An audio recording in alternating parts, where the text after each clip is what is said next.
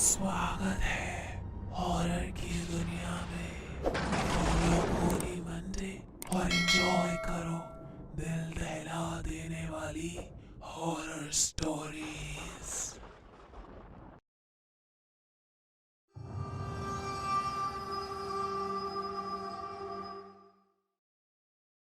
ये कहानी जेसिका नाम की एक लड़की की है।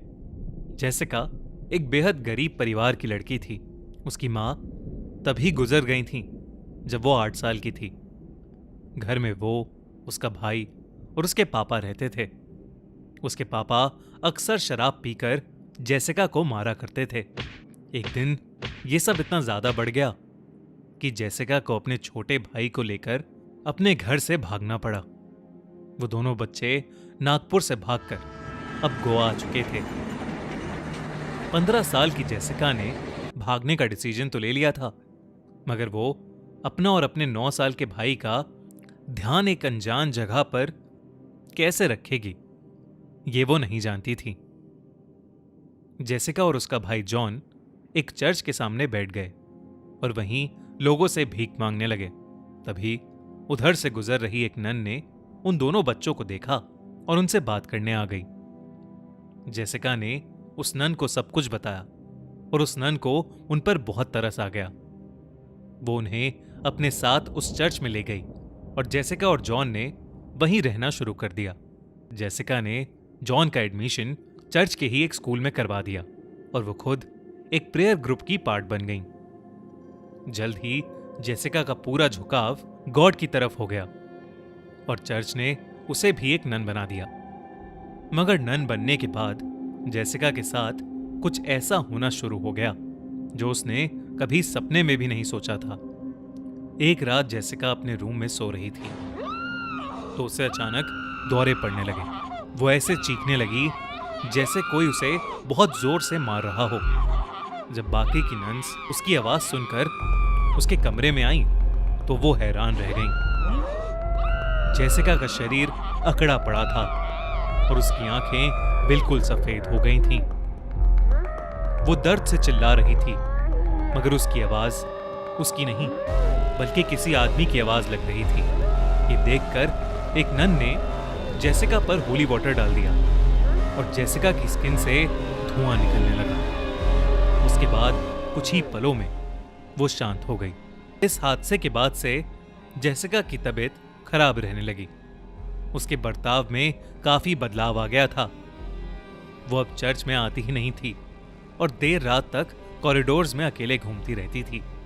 कभी वो बेवक्त हंसने लगती तो कभी कभी किसी आदमी की आवाज में अजीब अजीब सी आवाजें निकालती।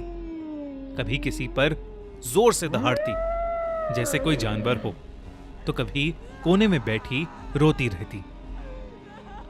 चर्च के सभी लोगों को समझ आ गया था कि जेसिका पोजेस हो चुकी है, इसलिए उसके एक्सॉर्सिज्म के लिए सभी ने तैयारी करनी शुरू कर दी। एक्सॉर्सिज्म की रात जब एक नन जेसिका के रूम में उसे देखने गई तो जेसिका वहां थी ही नहीं। वो नन उसे पूरे कमरे में ढूंढने लगी, मगर जेसिका कहीं नहीं थी। लेकिन जैसे ही वो नन वापस जाने के लिए मुड़ी, उसका दिल बुरी तरह दहल उठा। जेसिका एक काला गाउन पहने दीवार से चिपकी पड़ी थी।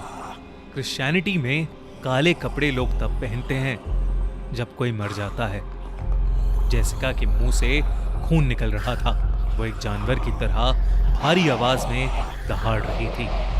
अचानक वो उस नन पर कूद पड़ी। इतनी ही देर में जेसिका के कमरे में बाकी सब भी आ गए और उन्हें देखकर जेसिका पागलों की तरह हंसने लगी, गॉड की इंसल्ट करने लगी। प्रीस्ट ने उस पर जैसे ही होली वाटर डाला तो वो दर्द से चीख उठी और खुद को एक्सॉर्सिज्म से बचाने के लिए वो अपने कमरे की खिड़की से नीचे कूद गई।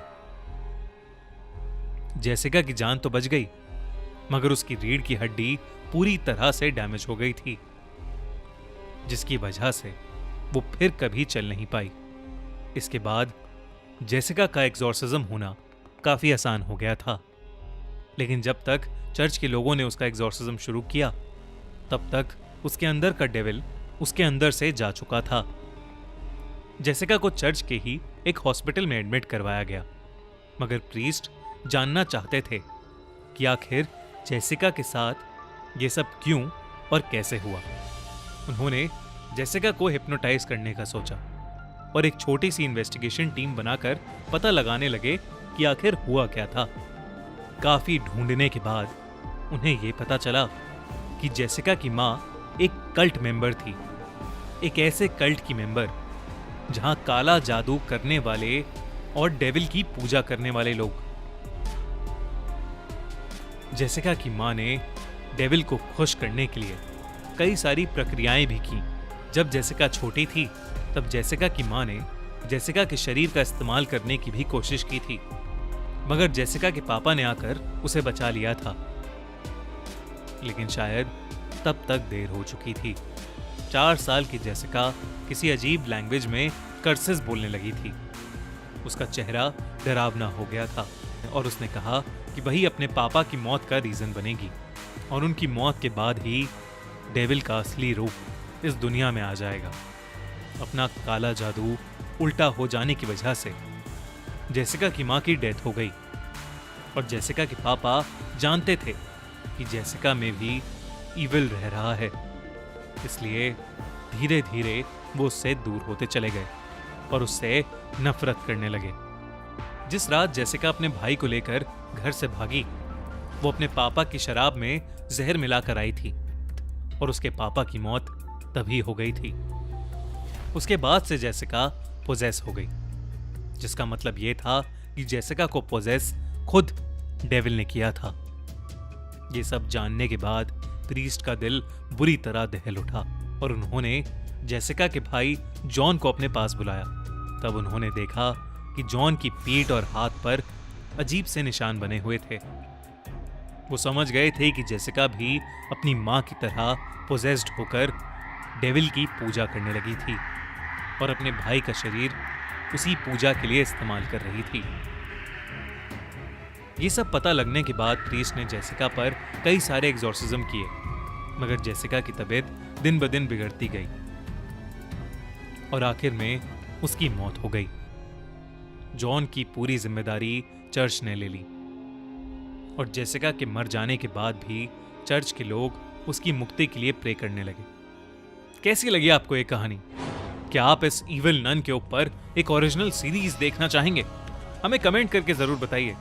और हाँ, खूनी मंडे को जल्दी से सब्सक्राइब कर लो और बेल आइकन प्रेस कर दो ताकि अगले हफ्ते हमारी नई वीडियो आए और आपके पास तुरंत नोटिफिकेशन आ जाए। मिलते हैं अगले हफ्ते। Happy new year.